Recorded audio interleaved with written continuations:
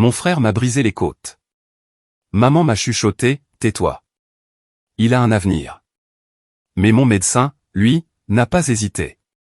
Mon frère m'a envoyé à l'hôpital avec 3 côtes cassées. Mes parents m'ont supplié de couvrir l'affaire, mais mon médecin a passé un coup de fil qui a tout détruit. S'en sont suivies 2 années de guerre familiale prouvant que le sang n'est pas synonyme de loyauté. Voici toute l'histoire. Je m'appelle Sophie, j'ai 27 ans aujourd'hui, mais ce désastre a commencé il y a 2 ans à Riverside, en Oregon. Une ville d'environ 8000 habitants.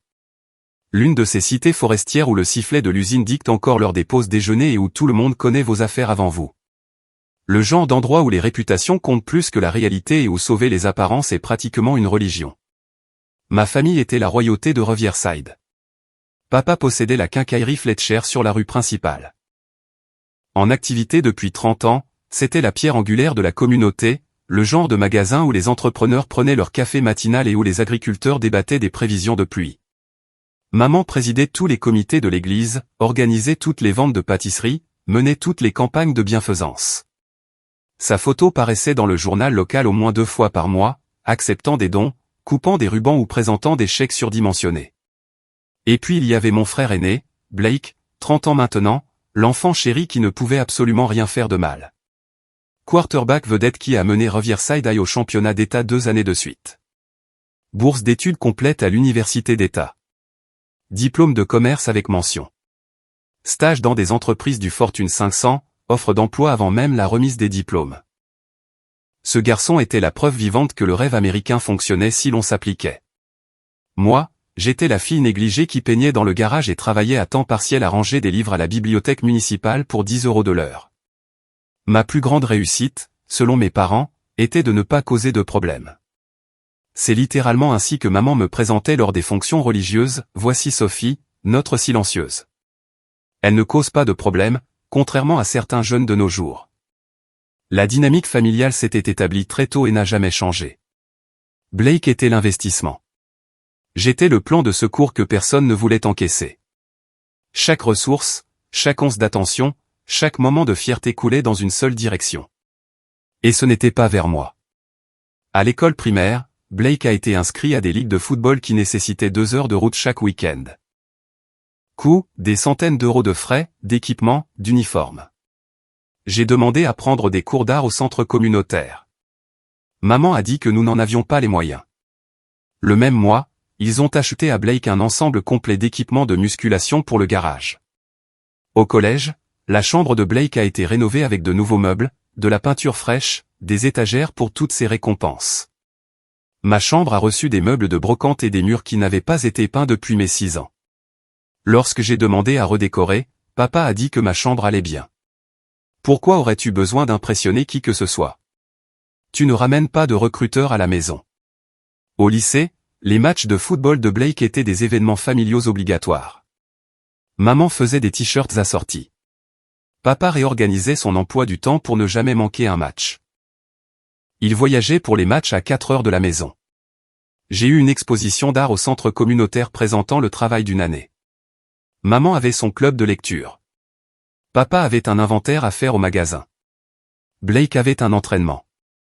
J'y suis allé seul et j'ai fait semblant de ne pas souffrir quand les familles des autres enfants venaient les soutenir. Le schéma était clair. Blake comptait. J'existais. Ses réalisations validaient le rôle de parent. Mes réalisations étaient des notes de bas de page mentionnées brièvement, puis oubliées. Il était célébré. J'étais comparé défavorablement à ses standards.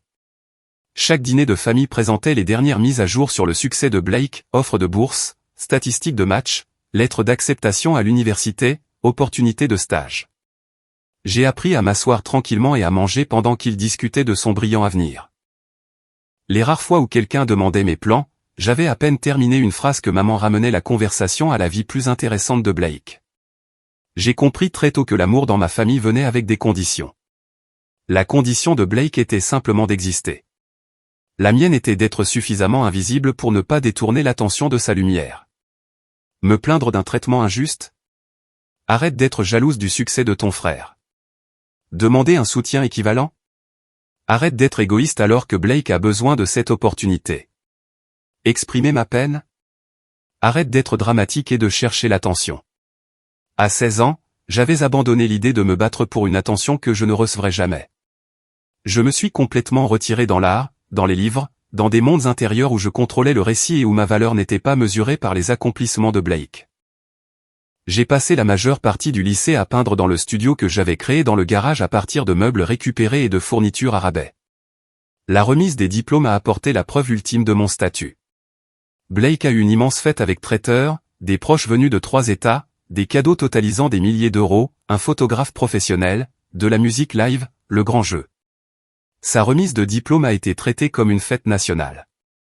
Mon dîner de remise des diplômes s'est tenu dans une chaîne de restaurants, avec une carte de 50 €. Puis, retour à la maison tôt parce que Blake commençait un camp d'entraînement de football le lendemain matin qui nécessitait une préparation précoce. Maman a passé mon dîner de remise des diplômes à discuter du calendrier d'entraînement de Blake et de l'équipement dont il aurait besoin. Papa parlait de sa fierté que Blake prenne sa carrière sportive au sérieux. J'ai déménagé à 23 ans dans un studio au-dessus d'un cabinet dentaire, 42 mètres carrés qui sentait vaguement l'antiseptique, mais qui était à moi. J'ai pris mon emploi à la bibliothèque à temps plein, fait du travail d'illustration en freelance quand j'en trouvais, je m'en sortais à peine financièrement, mais au moins, je n'étais plus obligé de jouer à l'invisible quotidiennement dans la maison de mes parents. Ma relation avec ma famille est devenue purement transactionnelle après cela. Venir aux rassemblements obligatoires, sourire de manière appropriée, détourner les questions personnelles, endurer les comparaisons avec les réussites de Blake, partir dès que c'était socialement acceptable, rentrer à la maison et peindre pour évacuer le ressentiment. Blake et moi n'avions jamais été proches. Pas vraiment. Quand nous étions enfants, il y a eu des moments, de brefs éclairs où il agissait comme un vrai frère, m'apprendre à faire du vélo, me laisser traîner avec ses amis occasionnellement, me défendre une fois quand un enfant à l'école s'était moqué de mon article. Mais ces moments se sont estompés à mesure que son étoile montait et que la mienne restait fermement plantée dans la médiocrité. À l'âge adulte, notre relation se définissait entièrement par l'obligation familiale et l'indifférence mutuelle. Il me voyait comme la petite sœur bizarre qui n'avait jamais rien accompli. Je le voyais comme l'enfant d'or qui avait absorbé toutes les ressources familiales et toute l'énergie émotionnelle, ne laissant rien pour les autres. Il s'était empiré après l'université. Le succès avait gonflé son ego au-delà de toute reconnaissance. Il rentrait pour les vacances et tenait la cour comme un invité de marque, régalant tout le monde avec des histoires sur son appartement à Seattle, son salaire, ses événements de réseautage, sa routine de gym, ses stratégies de préparation de repas, son portefeuille d'investissement. Tout était formulé comme des vanités déguisées en fausse modestie. Oui, l'appartement terrasse est sympa, mais honnêtement, je remarque à peine la vue quand je travaille dur sur mes projets. La BMW était un choix pratique. Vraiment, plus fiable que ce que les gens pensent. Le salaire est bon, mais je me concentre davantage sur la création de capital grâce au réseautage stratégique. Chaque phrase était soigneusement élaborée pour rappeler à toutes les personnes présentes qu'il avait réussi alors qu'elles étaient toujours coincées à Riverside, population 8000, où gagner 40 000 € par an était considéré comme une bonne situation. Le pire était de regarder mes parents absorber chaque mot comme s'ils délivraient une sagesse divine. Papa hochait la tête sérieusement, prenant des notes mentales. Maman rayonnait de fierté, intervenant occasionnellement avec des détails sur son enfance qui prédisaient soi-disant son succès actuel. Tout le monde agissait comme si ces réalisations étaient des victoires communes plutôt que des accomplissements individuels obtenus au détriment de tout le monde. Pendant ce temps, je pouvais mentionner l'obtention d'un contrat en freelance, la conception d'un logo pour une entreprise locale, quelque chose qui comptait réellement pour mon développement de carrière, et recevoir un « c'est bien » distrait, avant que la conversation ne revienne à la vie plus importante de Blake. Cette dynamique a rendu le 15 septembre particulièrement dévastateur. Ce n'était pas seulement de la violence physique.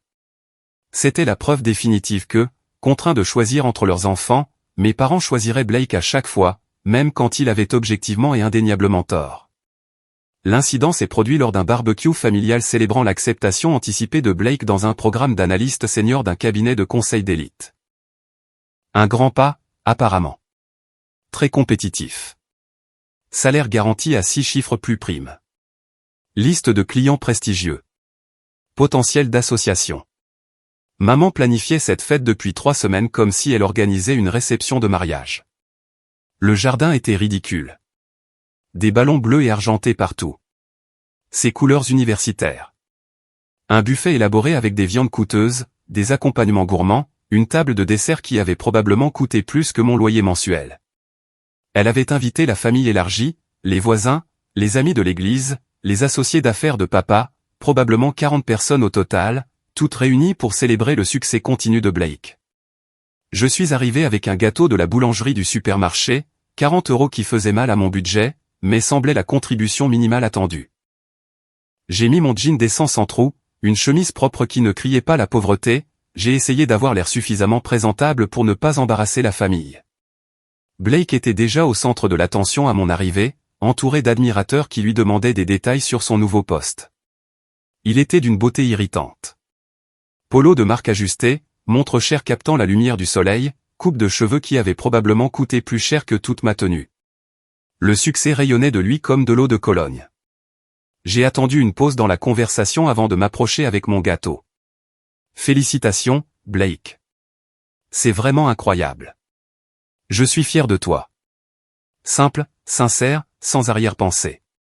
Il s'est retourné, m'a toisé avec cette expression que je n'arrivais pas à déchiffrer, puis a ricané, ne sois pas si jalouse, sauf. Tu régleras ta vie un jour. Peut-être. Quelques proches ont ri nerveusement.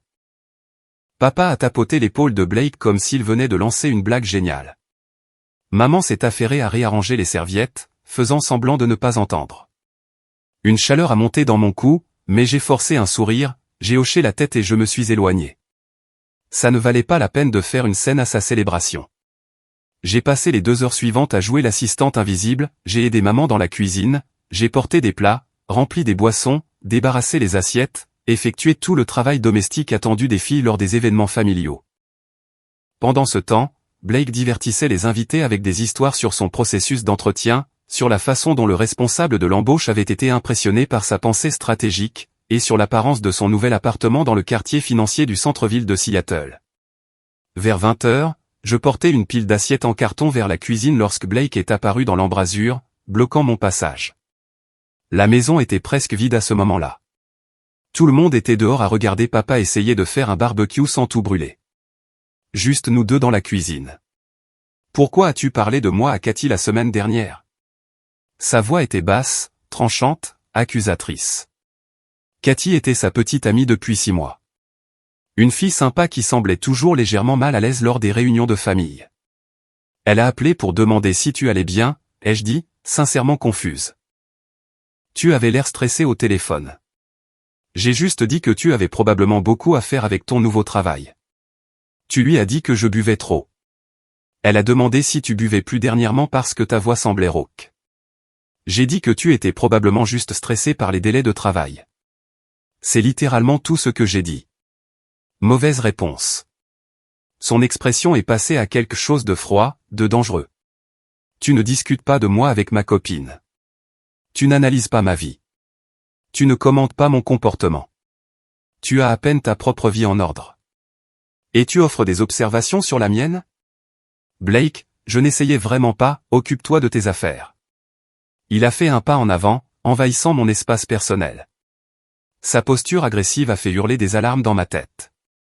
J'ai reculé par réflexe, les assiettes toujours en équilibre dans mes mains. Mon dos a heurté le bord du comptoir. Je n'avais plus nulle part où reculer.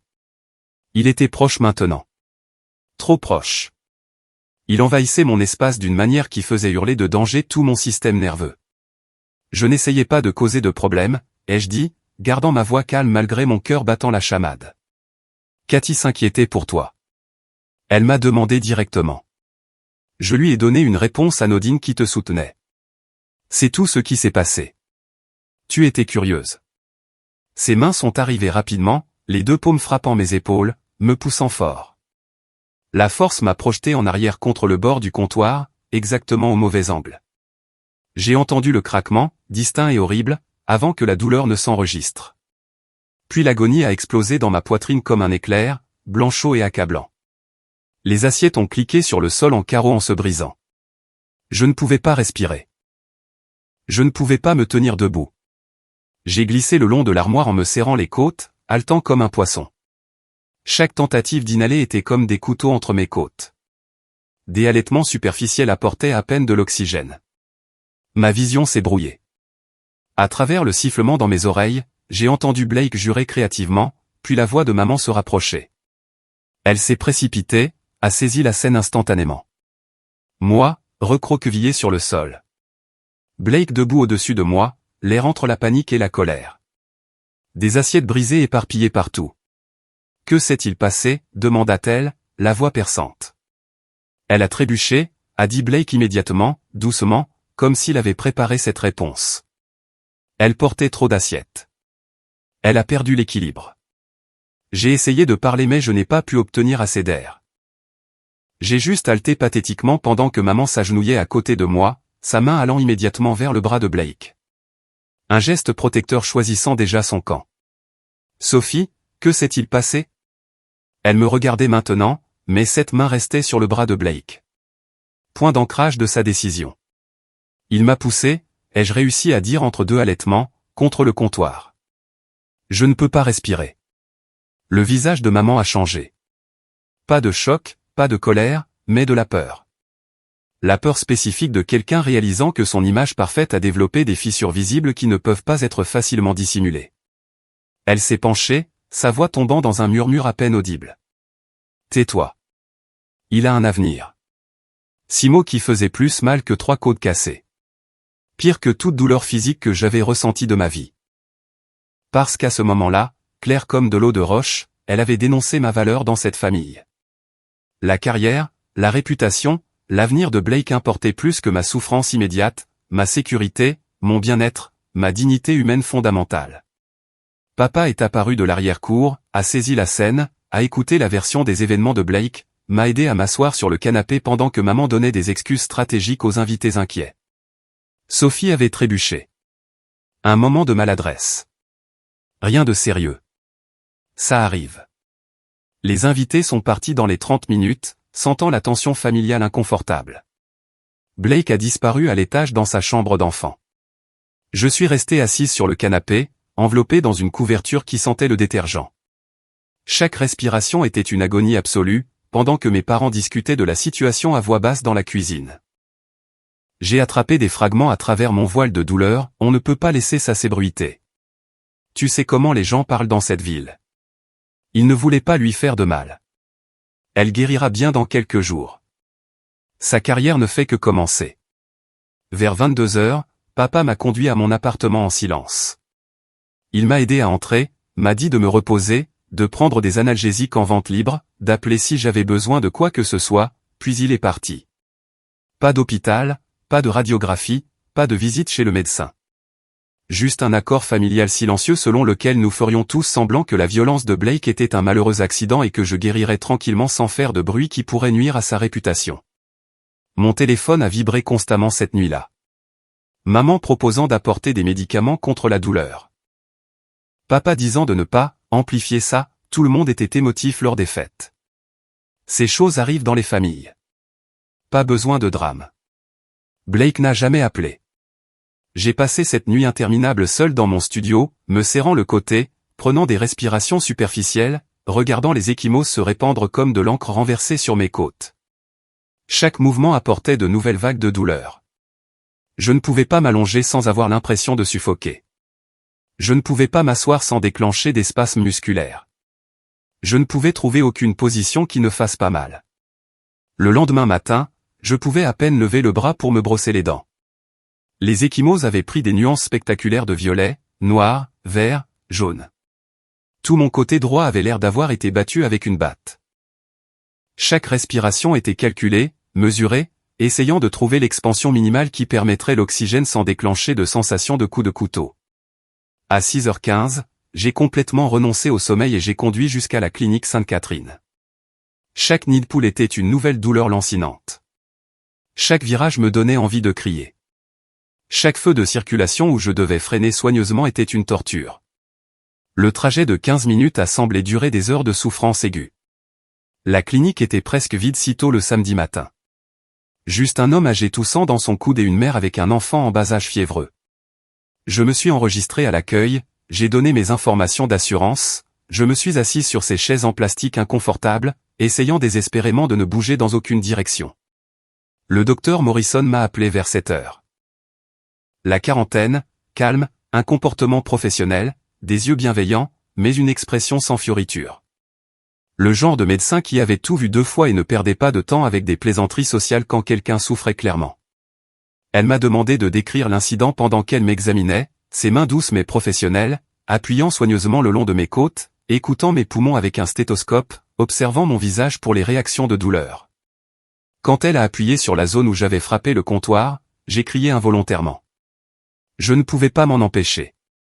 2 fractures au minimum, a-t-elle dit, prenant des notes sur sa tablette. Possiblement 3. Nous confirmerons avec l'imagerie.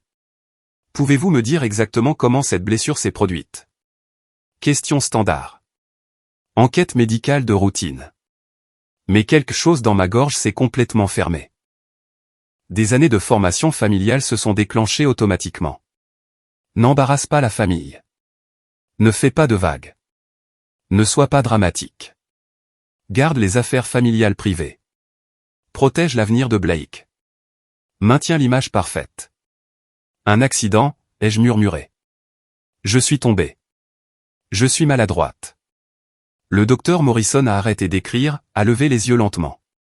Ses yeux étaient gentils mais pénétrants, le regard de quelqu'un qui sait exactement quand on lui ment, qui a entendu toutes les variations de « je suis tombé » et « je suis juste maladroit » et « c'était un accident » de la part de patients essayant de protéger leurs agresseurs.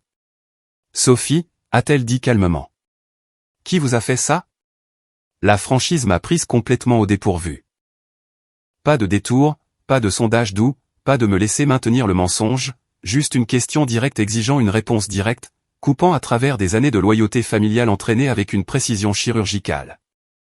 Mon frère, ai-je dit doucement, les larmes commençant à couler.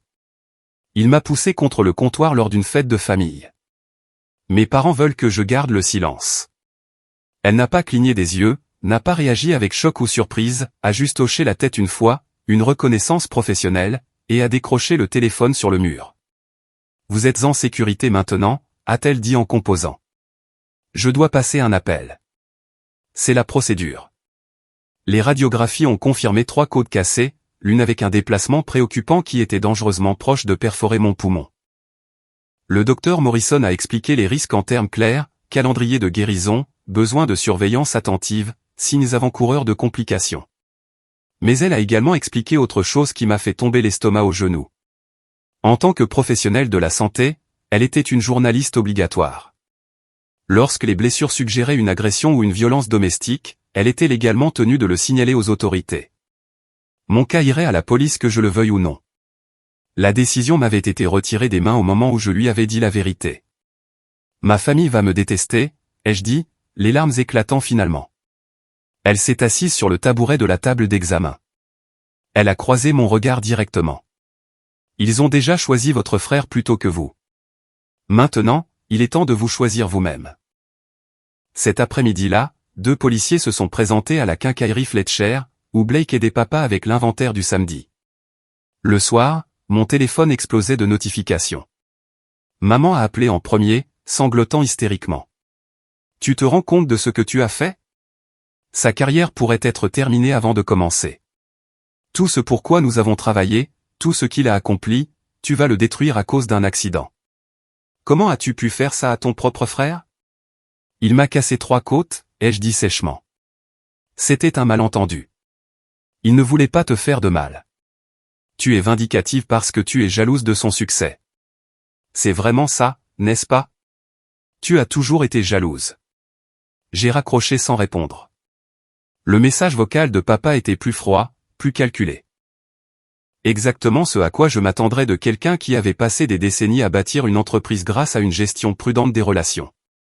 Arrange ça immédiatement. Rappelle la police. Rétracte ta déclaration. Dis-leur que tu as mal compris ce qui s'est passé, que tu as exagéré, que c'était un accident. Ce genre de choses peut ruiner l'avenir d'un jeune homme, détruire sa carrière avant qu'elle ne commence.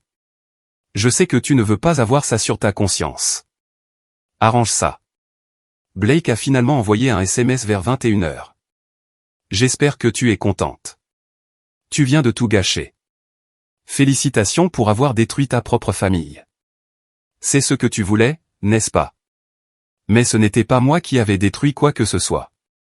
Il l'a fait quand il a décidé que sa colère importait plus que ma sécurité physique. Il a fait ce choix, pas moi. Les semaines suivantes ont été un enfer absolu. Mes parents ont cessé d'appeler après que j'ai refusé à plusieurs reprises de changer ma déclaration.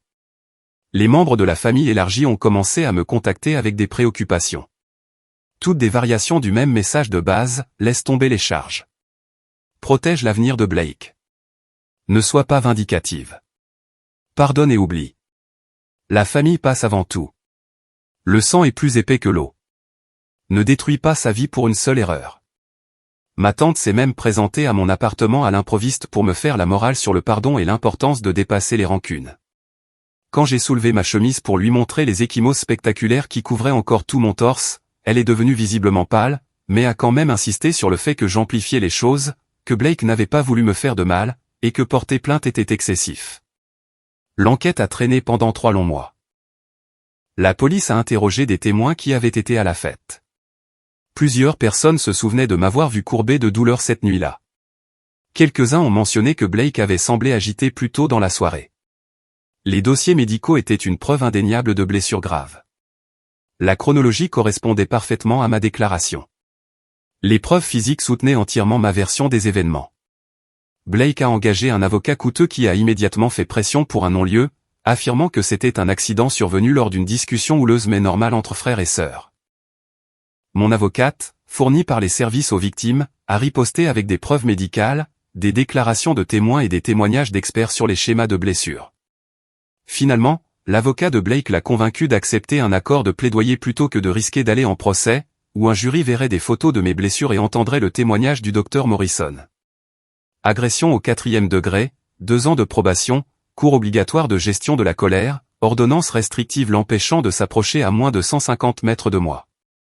Une simple tape sur la main comparée à ce qu'il avait réellement fait. Mais c'était la première fois dans toute la vie privilégiée de Blake qu'il faisait face à des conséquences pour quoi que ce soit. Le jour où il a accepté le plaidoyer, maman a laissé un message vocal, dégoulinant de satisfaction vindicative malgré les larmes. J'espère que tu es satisfaite maintenant. Tu as complètement ruiné la vie de ton frère. Ce cabinet de conseil a retiré son offre. Il vit à la maison maintenant, postule à des emplois avec un casier judiciaire. Tout ça parce que tu n'as pas pu laisser passer un accident. Tout ça parce que tu devais être vindicative. Il m'a cassé les côtes, ai-je dit à mon appartement vide. Noël est arrivé. Je n'ai pas été invité au dîner de famille pour la première fois de ma vie. Maman a posté des photos sur les réseaux sociaux de Blake, papa et elle autour de la table, l'air sombre, mais unis contre les forces extérieures. La légende mentionnait des moments difficiles et le fait de rester fort en famille. Plusieurs proches ont commenté avec soutien et prière. Personne ne m'a mentionné. J'avais été complètement effacé du récit familial. J'ai passé Noël seul dans mon appartement à manger des plats chinois à emporter et à peindre. J'aurais dû me sentir seule et déprimante. Au lieu de cela, c'était comme une liberté face à la performance, au jugement, à la gestion constante des attentes et des émotions des autres à mes dépens. La dernière communication directe de maman est arrivée par SMS en janvier. La famille passe avant tout. Tu t'es choisi au détriment de nous tous. J'espère que tu pourras vivre avec cette décision. J'ai finalement répondu après une semaine. Exactement. Et vous ne m'avez pas choisi. J'espère que vous pourrez vivre avec ça. Après cela, le silence complet. Pas d'appel d'anniversaire, pas de carte de vœux, pas de visites aléatoires qui n'étaient pas vraiment accidentelles. J'ai cessé d'exister dans leur monde, sauf en tant que fille vindicative qui avait détruit l'avenir de leur fils d'or à cause de rancune mesquine et de jalousie. Blake a violé l'ordonnance restrictive 2 fois au cours de ces 6 premiers mois. La première fois, il s'est présenté à mon appartement à 2 heures du matin, manifestement ivre, tambourinant à la porte et hurlant que j'avais ruiné sa vie, que tout était de ma faute, que j'avais toujours été jalouse de lui. Les voisins ont appelé la police. Il a passé la nuit en prison. La violation a prolongé sa probation. La deuxième violation a été de se présenter accidentellement au même café où je rencontrais un ami. Il a établi un contact visuel intense à travers la pièce. Il ne s'est pas approché physiquement, mais a fait connaître sa présence. Il s'est assuré que je le vois et que je comprenne qu'il pouvait me trouver quand il le voulait. La police a également pris celle-là au sérieux. Les 2 violations ont ajouté des prolongations à ses conditions de probation et des cours obligatoires supplémentaires. Le regarder sombrer aurait dû me faire sentir justifié. Au lieu de cela, c'était juste profondément triste. Non pas triste pour lui spécifiquement, mais triste que notre famille soit si fondamentalement brisée que l'agression physique était en quelque sorte moins importante que le maintien d'apparence parfaite pour la ville. La guérison physique a pris des mois. Les côtes guérissent lentement, et chaque éternuement, chaque toux, chaque respiration profonde me rappelait cette nuit de septembre. Les activités physiques que j'avais toujours tenues pour acquises sont devenues des obstacles difficiles. Dormir nécessitait un placement stratégique des oreillers. Peindre nécessitait des pauses fréquentes. Des tâches simples comme porter des courses ou atteindre des étagères en hauteur déclenchaient de la douleur pendant des semaines. Mais la guérison émotionnelle a pris encore plus de temps. J'ai dû traiter des années de dévalorisation systématique, des années à avaler les mauvais traitements comme étant normaux, des années à accepter que ma valeur dans ma famille était mesurée entièrement par la comparaison avec les réalisations de Blake et par le peu de problèmes que je causais. J'ai commencé à reconnaître des schémas que j'avais complètement normalisés, la façon dont j'avais appris à me rendre invisible dans les contextes de groupe. La façon dont je m'excusais automatiquement de prendre de la place. La façon dont je m'étais convaincu que l'amour était censé faire mal parfois. Que la famille impliquait d'endurer l'inconfort pour un bien supérieur qui ne se matérialisait jamais réellement. Le docteur Morrison est devenu une encre inattendue pendant ma convalescence. Elle prenait de mes nouvelles régulièrement lors des rendez-vous de suivi, posant des questions non seulement sur les côtes, mais sur le bien-être général, l'état émotionnel, les systèmes de soutien. Quand j'ai mentionné me sentir coupable au sujet du rapport de police, elle m'a rappelé fermement que me protéger n'était pas une trahison. Vous n'avez pas mis votre frère dans cette situation, a-t-elle dit lors d'un rendez-vous de suivi vers le 3e mois. C'est lui qui s'est mis dans cette situation.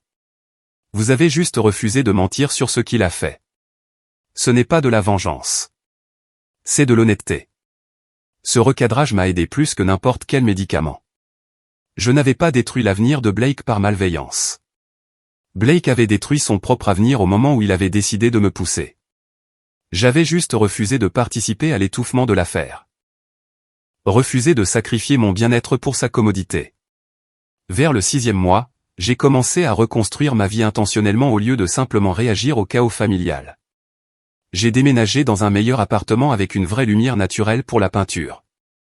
Une unité au rez-de-chaussée qui ne nécessitait pas de monter des escaliers en étant blessé. J'ai commencé à prendre mon art au sérieux, à le traiter comme une carrière au lieu d'un passe-temps qui embarrassait ma famille. J'ai construit des amitiés avec des gens qui m'appréciaient pour qui j'étais, pas pour qui j'étais apparenté ou ce que je pouvais faire pour eux. Il s'avère que lorsque vous ne gérez pas constamment une dynamique familiale toxique et n'absorbez pas leur dysfonctionnement, vous avez soudainement de l'énergie pour votre propre vie. Un concept révolutionnaire que personne n'avait pris la peine d'expliquer.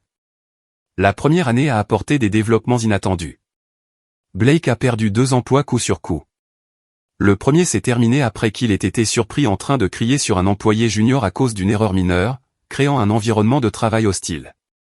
Le second l'a licencié pendant la période de probation après de multiples plaintes concernant son attitude et son incapacité à accepter les commentaires. Les cours de gestion de la colère n'avaient apparemment pas porté leurs fruits. J'ai appris par la rumeur efficace de Riverside qu'il était retourné vivre chez mes parents de façon permanente. 30 ans, vivant dans sa chambre d'enfant, travaillant à temps partiel à la quincaillerie de papa parce que personne d'autre ne voulait l'embaucher avec son casier judiciaire et sa réputation croissante de volatilité. Maman m'a blâmé publiquement, disant à quiconque voulait l'entendre que sa fille avait détruit la vie de son fils à cause d'un accident, que j'étais vindicative et jalouse, que j'avais toujours été rancunière du succès de Blake. L'histoire a été répétée si souvent qu'elle est devenue une vérité acceptée dans certains cercles. J'étais la fille vindicative. Blake était la victime de ma rancune. La réalité n'importait pas lorsque le récit était établi. Mais d'autres personnes ont vu clair. Des personnes qui avaient été témoins du comportement de Blake au fil des ans, qui avaient subi son tempérament, qui l'avaient vu maltraiter les gens sans conséquence. Elles m'ont contacté tranquillement, en privé, partageant leurs propres histoires de sa cruauté, de sa volatilité, de son sentiment d'impunité. Apparemment, je n'étais pas la seule personne qui l'avait blessé. Juste la première à l'avoir signalé officiellement.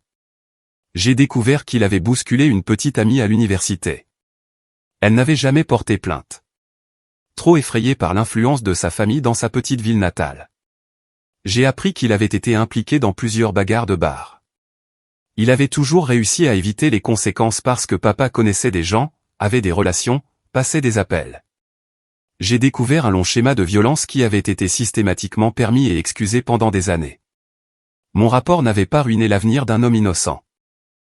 Il avait enfin documenté ce que tout le monde ignorait tranquillement, ce qui avait été un secret de polichinelle dans certains cercles. La deuxième année a apporté une conclusion à laquelle je ne m'attendais pas. Blake a été arrêté à nouveau, cette fois pour avoir été violent avec un videur dans un bar de la ville voisine. Le videur a porté plainte sans hésitation.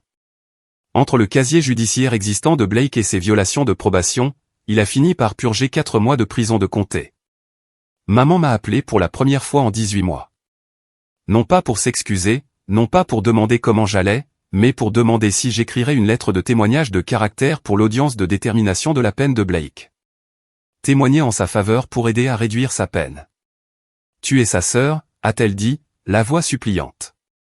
Ton mot pourrait vraiment l'aider. Je suis la sœur dont il a cassé les côtes, ai-je répondu calmement. Pourquoi l'aiderais-je à éviter les conséquences de ses propres choix? Parce que la famille passe avant tout. C'est ça, la famille.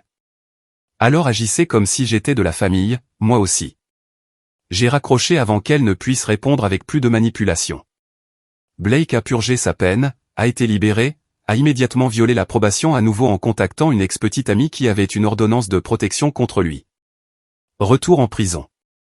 Le cycle a continué de manière prévisible. Chaque fois, maman trouvait de nouvelles façons de blâmer des facteurs externes, mauvaise influence, système injuste, personne ne lui donnant une chance équitable, la société étant trop dure envers les hommes tout sauf les propres choix et comportements de Blake. Jamais elle n'a reconnu que le comportement de Blake était le véritable problème. Jamais elle n'a pris la responsabilité de l'avoir encouragé toute sa vie, de lui avoir appris que les conséquences ne s'appliquaient pas à lui, de sacrifier un enfant pour en protéger un autre. Jamais elle ne m'a contacté autrement qu'en tant que méchante dans son récit soigneusement construit de victimes. Papa est resté la plupart du temps silencieux. J'ai entendu dire qu'il avait des difficultés avec la quincaillerie. Les frais juridiques de Blake épuisaient leurs économies. La réputation subissait des coups alors que les gens apprenaient la vérité sur leur fils d'or. Il avait bâti toute son identité autour du fait d'avoir la famille parfaite, et regarder cette façade s'effondrer publiquement l'a fait vieillir dramatiquement. Je l'ai croisé une fois à l'épicerie vers le 20e mois. Il semblait plus petit en quelque sorte, plus vieux, vaincu. Nos regards se sont croisés brièvement à travers le rayon des produits frais. Pendant un instant, j'ai cru qu'il allait s'approcher, qu'il allait enfin reconnaître ce qui s'était passé. Au lieu de cela, il s'est retourné et a marché rapidement dans l'autre direction. Plus facile que de faire face à ce que son silence avait coûté. Maintenant, 2 ans plus tard, mes côtes sont complètement guéries. Pas de douleur, pas de limitation, pas de dommages physiques persistants, sauf de légères cicatrices là où les fractures étaient les pires. Mais tout le reste de ma vie a changé fondamentalement.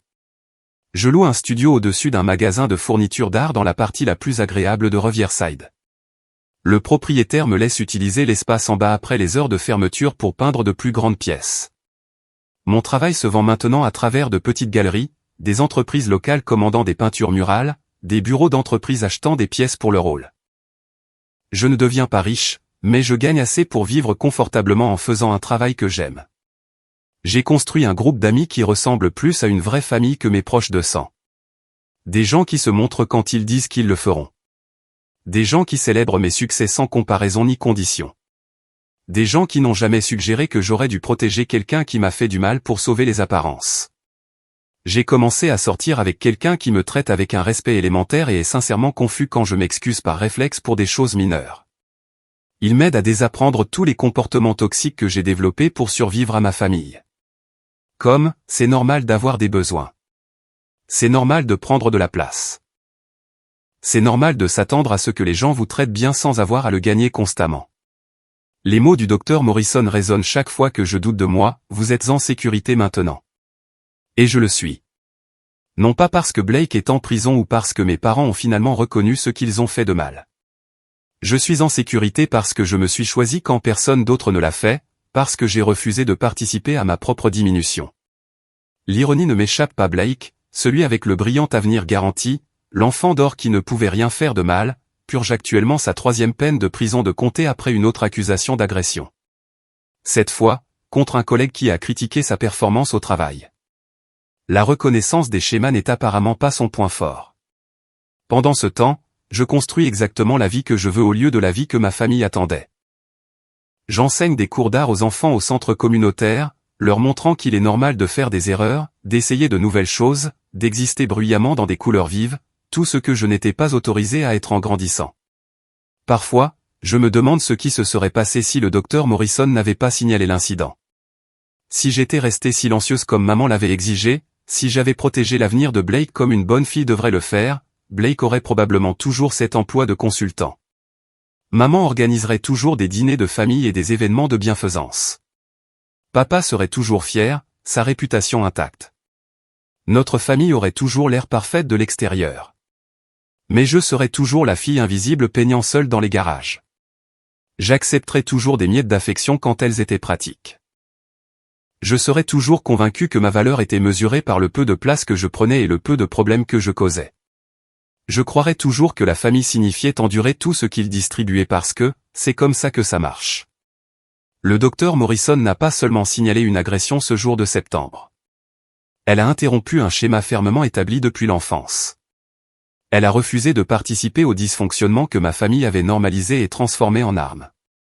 Elle a fait ce que mes parents auraient dû faire depuis le début, elle a choisi la personne lésée plutôt que la personne qui causait le préjudice. La semaine dernière, j'ai reçu un message inattendu via les réseaux sociaux. Cathy, l'ex-petite amie de Blake de cette nuit de septembre. Elle l'avait quitté peu de temps après l'arrestation, avait déménagé en Californie, recommençant complètement à zéro. Elle voulait me remercier. Il s'est avéré que Blake avait également intensifié les choses avec elle. Des rages de jalousie pour des choses mineures. Un comportement contrôlant sur les personnes à qui elle parlait. 2 fois, il l'avait saisie assez fort pour laisser des ecchymoses qu'elle avait couvertes de maquillage. Elle prévoyait de partir, mais était terrifiée des retombées dans la petite ville de Riverside. Mon rapport de police lui a donné la permission de reconnaître que ce qu'elle vivait n'était pas normal ou acceptable. « Tu m'as sauvé », a-t-elle écrit. En te sauvant toi-même, tu m'as montré que je pouvais faire la même chose. Que ce n'était pas égoïste ou vindicatif. Que c'était une question de survie. Je n'y avais jamais pensé de cette façon. Je pensais juste que je survivais, que je me protégeais. Il s'avère que parfois, la survie inspire les autres face à des situations similaires. Blake sort le mois prochain, pour la 4e fois. Peut-être que ça tiendra enfin. Peut-être qu'il prendra enfin une véritable responsabilité. Peut-être que la gestion de la colère fonctionnera enfin. Peut-être que non. Dans les 2 cas, ce n'est plus mon problème. Ce n'est plus ma responsabilité de gérer, de prédire ou de prévenir. Je ne lui souhaite pas de mal. Je ne lui souhaite pas de succès non plus. La plupart du temps, je ne pense plus à lui du tout.